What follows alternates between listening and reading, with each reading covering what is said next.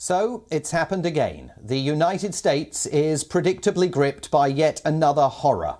A gunman yesterday killed 19 children and 2 adults in a rural Texas elementary school. And within the last few minutes, we have learnt that they were all killed in just one classroom, where the gunman had barricaded himself in an effort to evade capture.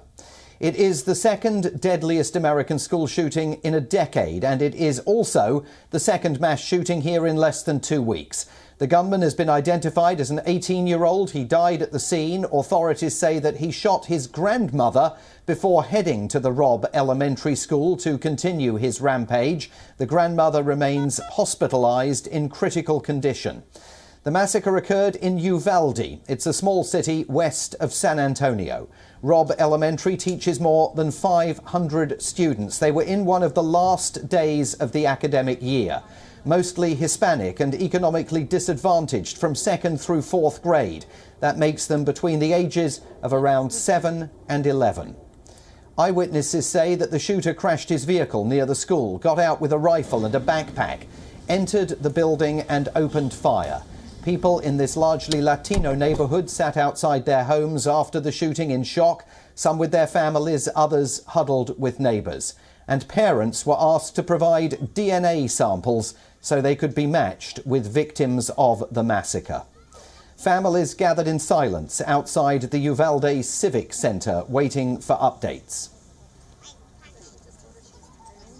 We can't get anything. We can't get anything as little as they're okay, they're not okay, or we're still waiting, or no information has been released to any of the parents here. It's really hard to see what happened today here as a grandma. Yeah, it is very hard. I can't imagine going through that with one of my grandkids. My heart is broken for the parents here in Uvalde.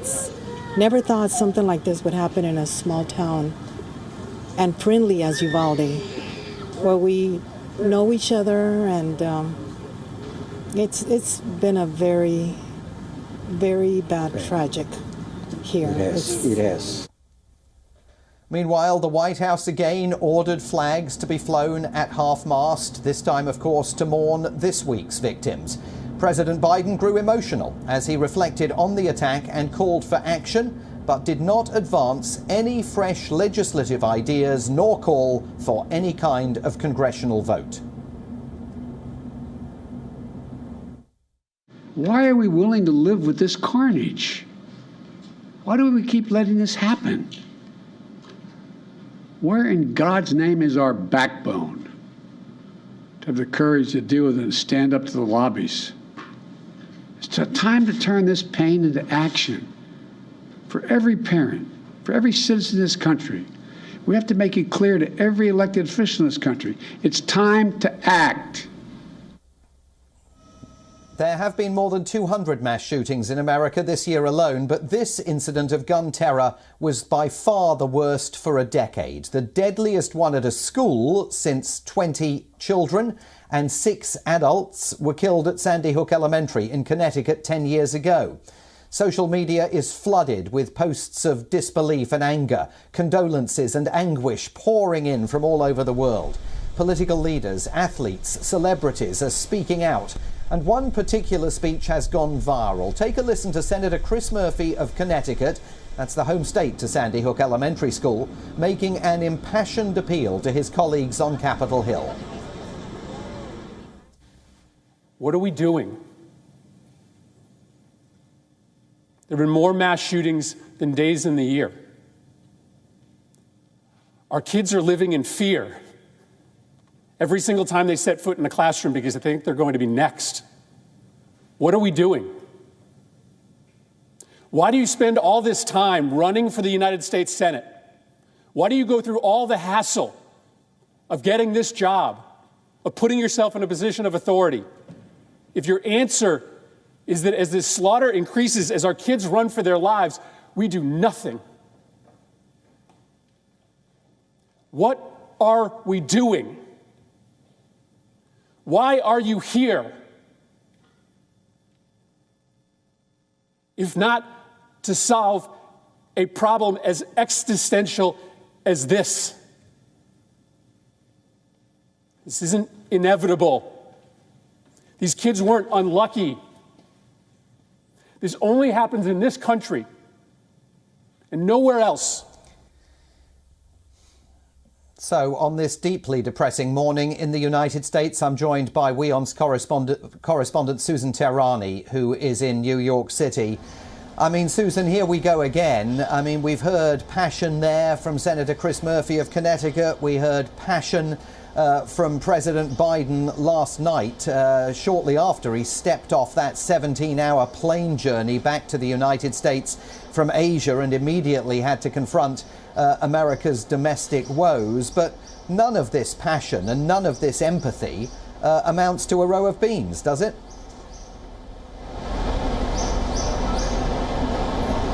No, it doesn't. And the reason it's disingenuous is because it also doesn't bring the country together in any sense. It came off as trying to gain political points at a time of tragedy.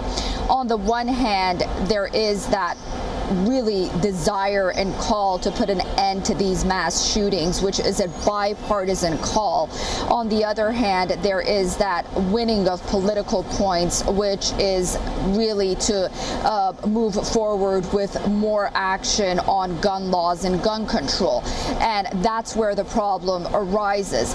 And the issue with that is any time a discussion really moves forward with putting stricter gun laws and gun control, gun sales by legal gun buyers skyrockets across the United States. So you have more legal guns and gun owners than the population of the United States. You have 400 million guns across the United States. So, you know, when you call for quote unquote gun control without any meaningful context to that, what are you saying? You want to regulate 400 million guns? So that's why it seems disingenuous. That's why nothing gets passed. And that's why there is no alternative solution to this issue. And then you also have, you know, the Second Amendment issue, which a lot of supporters of gun ownership will argue that, you know, law-abiding citizens will not use their guns, and if you really pass gun laws and more stricter gun control, criminals will be able to access that anyway, you know, and they'll point to states like New York and Chicago, which do have stricter gun laws. So yeah, this is where we stand. It's a huge problem. It's an extremely sad day, but I think one of the problems with the situation is that every time something like this happens, it really does come down to the fact that politicians try, at the very beginning and onset of a tragedy, try to gain political points, and that's where, you know, the buck stops with that.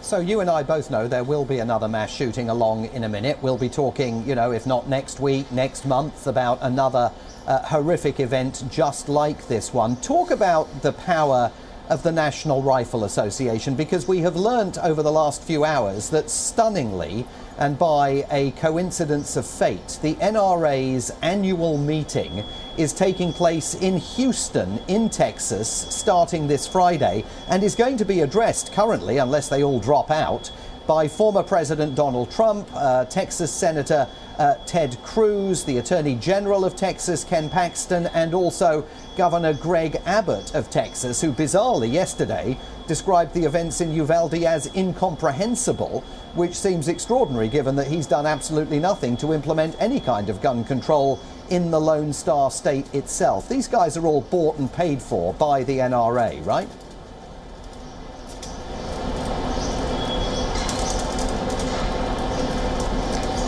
You know, at the end of the day, you have the NRA on the one hand, which has been, you know, throughout the years, really, some might argue that it's been weakened, but others might argue that it's been really thriving because of the political partisanship that's been going on. You know, but on the other hand, you really have a vibrant community inside the United States and a population that will go to the polls and vote solely on the Second Amendment. So while you do have the NRA really at the forefront of the political discussion, then you really have, when you talk about the gun lobby, you cannot underestimate the American population that supports their Second Amendment rights as lawful citizens to own guns.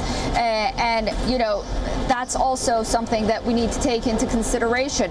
So I think it would be out of the conversation to think that the NRA would cancel its meeting. I'm not sure if the NRA is sidelined mass shootings would stop, but on the other hand, I think that's, you know, that's something that, you know, those that support, again, their Second Amendment rights, and many Americans, the majority of Americans, when you talk about gun control without any context, they think about more government oversight, and they will argue that, you know, had there been more security, had there been more perhaps guns in that school and the right to carry, then perhaps someone, an individual, a citizen, would have been able to take down the shooter earlier. Although, you know, that Border Patrol guard really played as a hero, and so did law enforcement in that situation.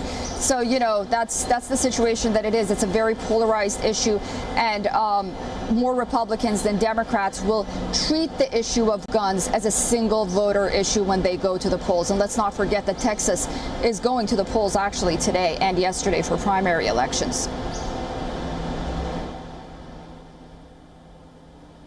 And so, in the world's most advanced democracy, Americans are preparing to bury 19 10-year-olds. Susan Tirani, WION's correspondent, live for us on the streets of New York today. Thank you very much for that.